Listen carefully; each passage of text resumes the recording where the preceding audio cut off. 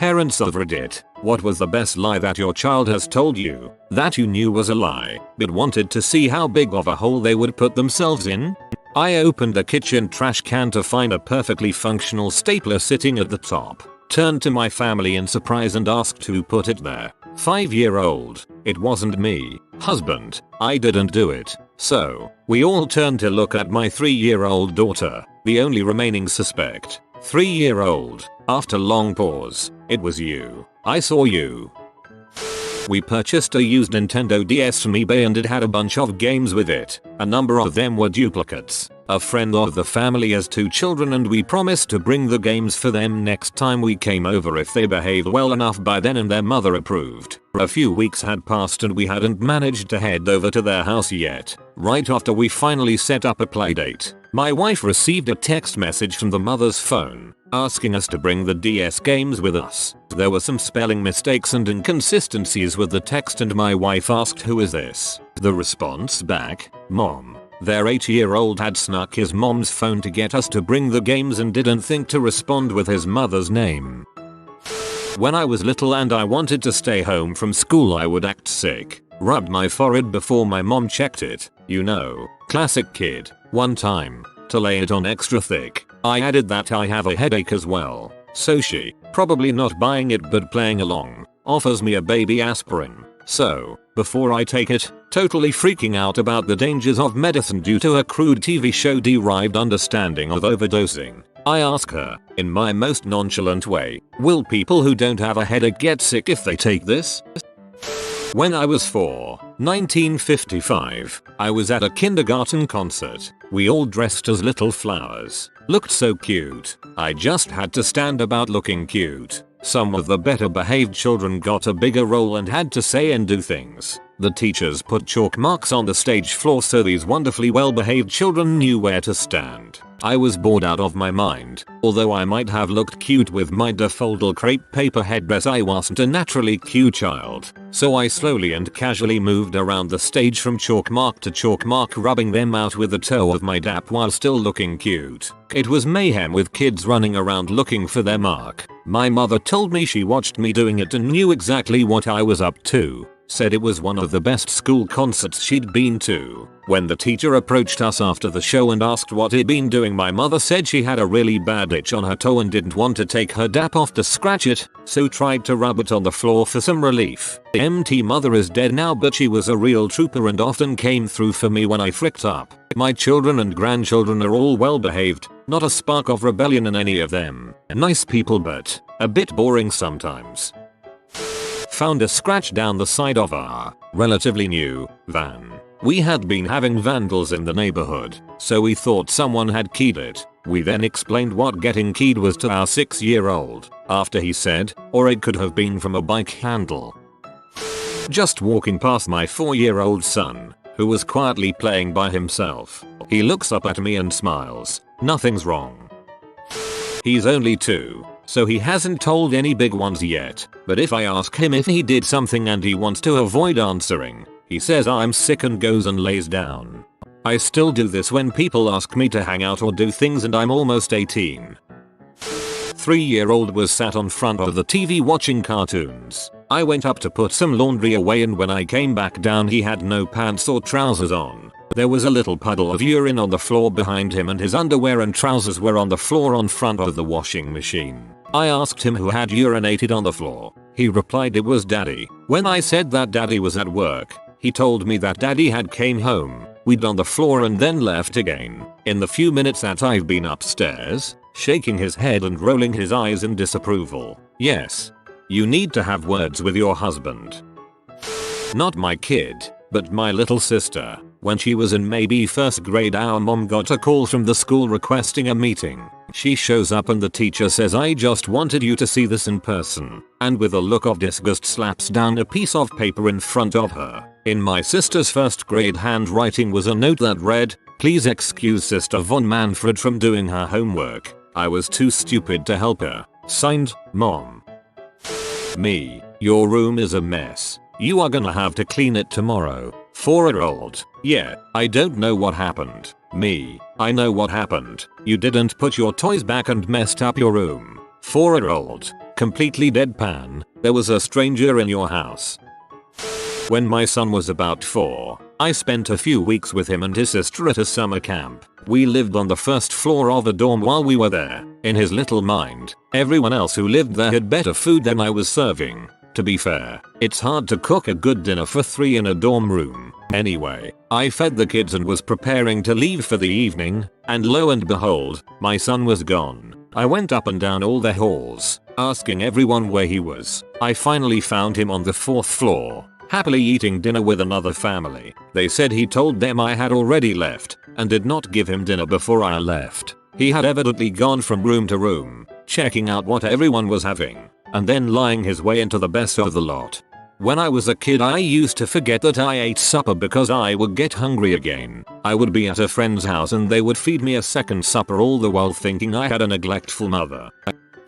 I was making dinner and my 3-year-old let out a blood-curdling scream, so I ran to the den where him and my 5-year-old daughter were playing. He's holding his leg, so I pry his little fingers off and there's a fresh set of teeth marks. I look at my daughter and ask what happened. Straight face, calm voice: "I was just laying here and Bubba's leg fell into my open mouth." Then he started crying.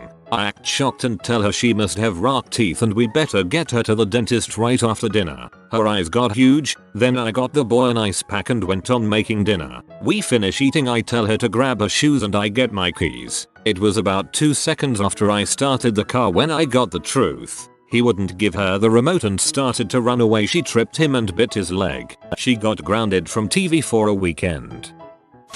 When I was 7, back when answering machines existed, my mom called and I didn't feel like talking, so I picked up the phone and said, "Hello, please leave your message at the beep." Beep. I was totally convinced this would fool her. It wasn't my child, but when my brother was about 6 he answered the home phone, back when there were still cords and before cell phones. My aunt was there in a calling and asked him, "Can I speak to your dad?" He smirked and deepened his voice to say, "This is my dad." He thought he was being so sly. It's still a family joke today, and he's 30 now. I just told my husband the thread I was reading, and his story is when he was a young kid on Christmas night he would take all the presents Santa brought him and put them in bed with him. When his parents got up and asked him about it, he would reply Santa put them there. They couldn't fess up without admitting Santa wasn't real to him and his 2 sisters. Did you cut your hair? No. Okay then. Missing a triangle in her bangs. Once I had a kindergartner tell me a story about one time a very long time ago when she was very little, in which she had used a pair of scissors to trim her eyelashes. As she was telling me this, I noticed that her eyelashes on one side were extremely short. When I pointed that out to her, she denied it vehemently. I have 2 kids and neither of them have gotten themselves so cold busted as I did when I was 7. My mom would always be yelling at me for dilly-dallying and coming close to missing my bus, which picked me up right out at the end of my driveway. Well, one day my mom was doing her normal yelling and trying to get me to hurry. I finally went outside and the bus never came, so I figured I missed it and my mom would be super mad. So I told her I saw it at the end of the driveway and ran towards it screaming for it to wait, but it just drove off. So my mom was really mad and drove me to school, only to realize when we got there that it was a school holiday. My 4-year-old told me, "Daddy, let me explain it to you. I have cheetah in my DNA." When I asked why she was purring, she ran with the lie for weeks until we told her cheetahs can't eat ice cream or chocolate. She confessed to lying and how she would never lie again because it's too stressful. When my son was 6, he came home from school with a tear in his new pants. I asked him what happened and he said he fell in the playground and ripped them. I said, "Oh no, how is your knee?" He said, "It was sore but the bruise went away." He was actually limping a little too. So I responded, "Gee, it looks to me like your pants were cut with a pair of scissors." He looked at me completely confused and said, "How did you know?" Wild guess, not to mention it was a nice clean slice. Tried really hard not to laugh.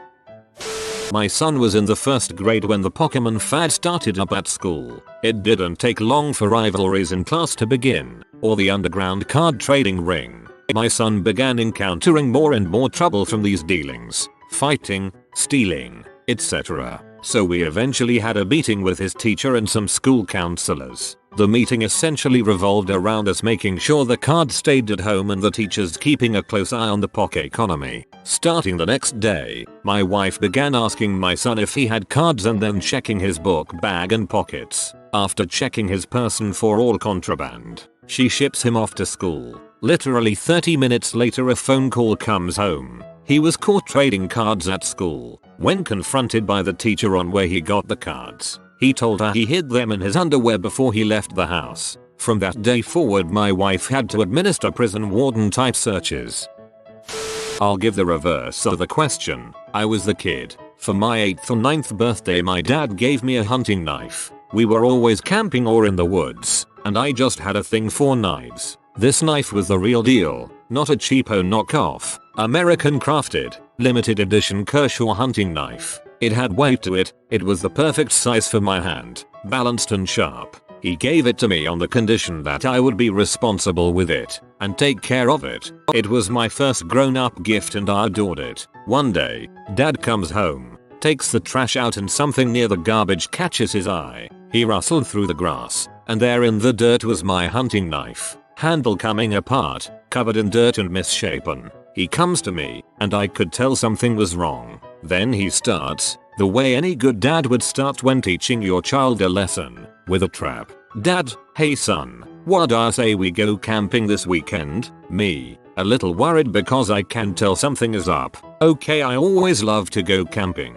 Dad, you like to go camping, eh? Well, you know camping requires taking care of your camping gear, right? Me, yes. Dad, so you know that? What about that knife I bought you? Did you take care of it like I asked you? Me, yes. Dad, are you sure? I have a feeling that you didn't take care of it at all. I have a feeling you probably just left it out in the rain to rust and rot. Son, I thought I could trust you. I thought you would take care of the things I asked you to take care of. You say you take care of this knife? Okay, show me how well you take care of it. Where is it? I'm on the verge of tears at this point, and I walk back to my room and he follows me. I open up my keepsake chest, shift a few things around, find a small cloth neatly wrapped up, pull it out and unsheathed my pristine Kershaw knife that I so adored and give it to my dad. He looks at me for what felt like forever, and eventually says okay then, let's go camping. Years later after I was an adult he was telling this story and told me he found out later it was the neighbor's knife that just happened to look very similar to mine.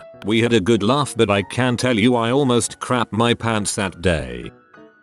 We were toilet training and my 3-year-old boy had accidentally wet the bed. He was clearly upset about it so I decided to give him an out. Me, oh no, did I do wee in the bed? He jumped at the chance to blame me. Kid, yeah, it was you. You did wee in my pants. : Not a parent, but a babysitter. I used to look after 4 siblings. Once the little girl, age 6, we'll call her Debbie, came up to me one day with a balloon and asked me if I could blow it up so she could play with it. I said sure, but you need to get me 3 more so your brothers can have 1 each too, as I knew they'd want one as soon as they saw hers. However, Debbie didn't want her brothers to have balloons. She wanted the fun all to herself. The rest of the conversation went like this. Debbie, I can't get 3 more. There only is 1 balloon. Me, knows the packet of balloons is in the drawer. Are you sure? I thought we had a packet of balloons. Debbie, no, this isn't from a packet. I made it. Me, you made it? Debbie, yes, I made this balloon. Me, that's amazing. Why don't you make some more for the boys? Debbie, I can't. Me, why not? Debbie, I don't have the ingredients. Me, sure, we can go out to the shop and get the ingredients. What are they? Debbie, it's a secret. This conversation went on in this fashion for a good 5 minutes until she conceded defeat by shouting, "Ha, you believed me." Picked my son up from school one day, and he had a red slip with him. At the time he was about 5, went in to talk to the admins and was privately informed he had bitten another student. On the drive home I asked some probing questions. How was your day? Did anything interesting happen that was going nowhere? So I moved on to did something happen to your friend Magnus, to which my son replied, oh yeah, he got bit. It was bad and bleedy. The blood was an embellishment. I asked with a measure of concern, where was Magnus bitten? My son replied, on his cheek. I asked, do you know who bit him? To which my son flatly replied, oh yeah, he just bit himself. Had to pull over laughing too hard to drive safely. When we were kids, my cousin carved an American flag and some other pictures into the siding of his house. My aunt punished him, completely ignoring his protests that it was one of his brothers or sister or cousins who were in the yard on a regular basis. My mom asked my aunt how she figured out which kid it was. Turned out he'd carved his own name as part of his design. She wouldn't tell him since it made it easier to catch him if he couldn't figure out what gave him away. I don't have any great stories about this since my oldest is only 3, but last week I walk into the room she was playing in, and as soon as she sees me she looks up and says, I don't have poop. She then continued walking around the room like she was riding a really small horse. My 3-year-old was informed he needed to eat his eggs before getting crackers. He waited until he thought I was out of sight, then yelled for the dog and fed them to her. Did you feed the eggs to Maggie? No, I eat eggs. Are you sure? Yes, I eat eggs. Cracker now. No crackers. You didn't eat your eggs. Cue 20-minute meltdown. When I was around 7, I lost a tooth and put it under my pillow that night, awaiting my money from the tooth fairy. The next morning I wake up and to my horror there was no money and the tooth was still there. I knew I had been a particularly bad kid lately and figured that had something to do with it. I had to think fast because my parents would be peed and want to know the reason why the tooth fairy didn't visit me. So I rushed to my piggy bank and pull out a wad of change and $1 and proceed into the living room. I walk in, drop it all on the table in front of them with a smug look on my face and say, Hugh, that tooth fairy sure was good to me last night. The room fell silent. My parents have a worried look on their faces. They ask where the money came from. I say tooth fairy. They ask again. I start sweating. How could they know? What kind of crazy magic is at work here between all of these higher beings and my parents? I admit that it came from my piggy bank and I didn't want them to be disappointed in me when they found out that I was too bad a kid for a visit from the fairy. My dad says the tooth fairy isn't real, son. And while we are on the subject, neither is Santa Claus. My world is shattered. I love this story. Your parents must have been horrified to think some stranger broke into the house just to steal your tooth and give you money. This is the goodest flyboy. He will bring you 10 years of happiness in exchange for a like on this video. If you are new to the channel, you can subscribe. I publish new videos every day. Until then, check another video. Or don't. Either way, have a great day, you magnificent people.